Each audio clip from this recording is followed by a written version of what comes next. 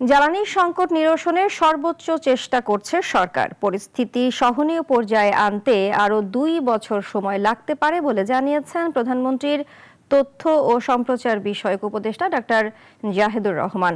সচিবালয়ে সরকারের বিভিন্ন কার্যক্রমের অগ্রগতি নিয়ে প্রেস ব্রিফিংয়ে এসব কথা বলেন তিনি। ব্যাটারি চালিত রিকশার জন্য দ্রুত নীতিমালা এবং ফ্যামিলি কার্ডের দ্বিতীয় পর্যায়ে শুরুর কথাও জানান তথ্য উপদেষ্টা।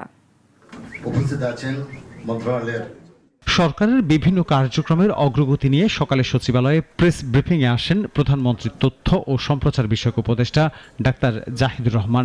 মন্ত্রণালয় ওয়াইজ কিছু কথা বলবো, এর মধ্যে দুটো চলমান জ্বালানি সংকট নিরসনে সরকার কাজ করছে জানিয়ে তথ্য উপদেষ্টা অভিযোগ করেছেন, অন্তর্বর্তী সরকার তাদের সময়ে গ্যাস উত্তোলনের কোনো উদ্যোগ নেয়নি। সে সময় জ্বালানির চাহিদা তুলনামূলক কম থাকায় পরিস্থিতি সামাল দেওয়া সম্ভব হয়েছিল। আমাদের শিল্প খাতের উপরে তো চাপ তৈরি হয়েছে, এটা ভুল না। আমরা জ্বালানি যদি খুব ভালো মতো দেয়া না যায় কোনো না কোনো ফর্মে, আমাদের কিছু কিছু শিল্প সরাসরি গ্যাস নিয়ে তারা তাদের বিদ্যুৎ উৎপাদন করে ক্যাপটিভ পাওয়ার প্ল্যান্টে, সেটা আছে, কেউ কেউ বিদ্যুৎ নিয়ে করে। সো এই সংকটটা খানিকটা আছে এবং এটার একটা প্রভাব টেম্পোরারিলি পড়তে পারে। এদিকে ঢাকার প্রধান ও বড় সড়কে ব্যাটারি চালিত রিকশা চলাচল নিয়েও কথা বলেন তথ্য উপদেষ্টা। তিনি জানান, এসব অটোরিকশা মানুষের চলাচলে কিছুটা সুবিধা দিলেও তৈরি করছে যানজট সহ নানা সমস্যা। চালকদের প্রয়োজনীয় প্রশিক্ষণের ঘাটতির পাশাপাশি যানবাহনের কারিগরি নিরাপত্তা নিয়েও রয়েছে প্রশ্ন। ব্যাটারি চালিত রিকশাগুলো আছে, সেগুলো কারিগরি দিক থেকে যথেষ্ট ঠিক আছে কিনা, এই ধরনের নানান রকম সমস্যা আছে।